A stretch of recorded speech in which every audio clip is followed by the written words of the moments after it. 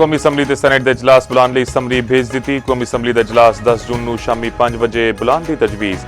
Senate दा इजलास 10 जून नूं 4 बजे बुलाने दी समरी भेजी गई। वज़ीर पार्लिमानी अमूर तारिक फजल चौधरी ने सोशल मीडिया प्लेटफॉर्म एक्स उत्ते लिखिया, इम्कान है बजट 12 जून नूं पेश किया जाएगा।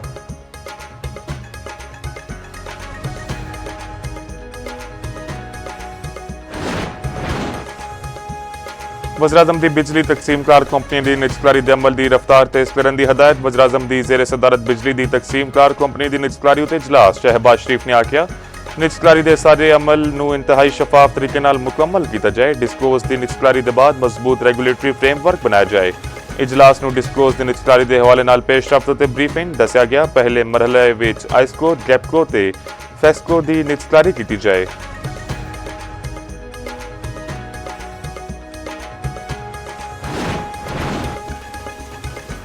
मुल्क भर के सार्फिन लिए खुशखबरी, बिजली ₹1.99 फी यूनिट सस्ती। नेपरा ने नोटिफिकेशन जारी कर दिता। नोटिफिकेशन के मुताबिक जनवरी ता मार्च सहमाही एडजस्टमेंट की मद विच बिजली सस्ती की गई। इतलाक जून ता अगस्त माह लई होवेगा। सार्फिन नूं 67 अरब 17 करोड़ 30 लाख रुपए का रिलीफ मिलेगा।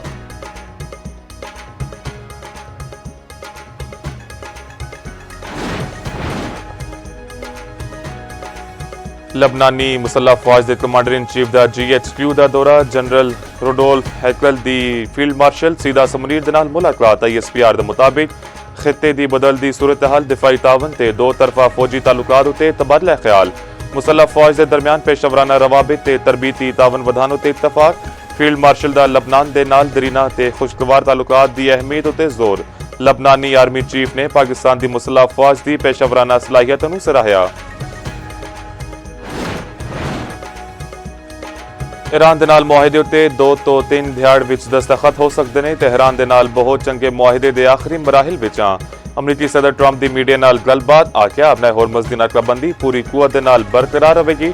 अमरीकी सदर दी अपने होरमज़ विच हैलीकॉप्टर डिग के तबाह होने की तस्दीक। आख्या, दोवें पायलट महफूज ने। बाज़ाब्ता रिपोर्ट छेती जारी करांगे।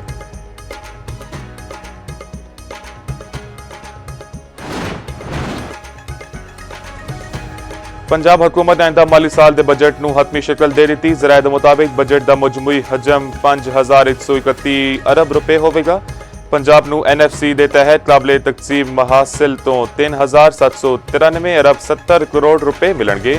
सूबाई महसूलात तो 1330 अरब रुपए की आमदन मुतवक्के।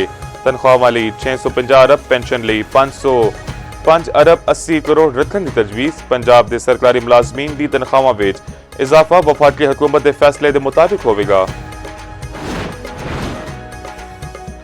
CPEC तरक्की ते खुशहाली का मनसूबा है। पाकिस्तान ते चीन के तालुकात हर आजमाइश ते पूरे उतरे ने। वफाकी वजीर इतलात अताउल्लाह तारड़ इस्लामाबाद विच पाक चीन दोस्ती तो मुतल्लिक तकरीब दे नाल खिताब। उन्होंने आख्या, पाकिस्तान की क्यादत चीन के नाल मजबूत तालुकात उत्ते यकीन रखती है। सदर शी जिनपिंग के दौरे पाकिस्तान ने तालुकात नूं नवी सबक दी। वजीर मनसूबा बंदी एहसन इकबाल ने आख्या, पाक चीन इक्तिसादी राहदारी गेम चेंजेस मनसूबा है। बैनुल अक़वामी कवानीन की पासदारी के बगैर इस्तेहकाम मुमकिन नहीं।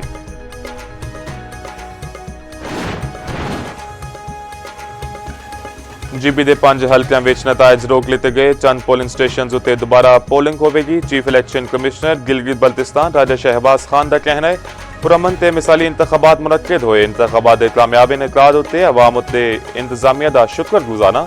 इलेक्शन की अहसन अंदाज विच कवरेज की गई।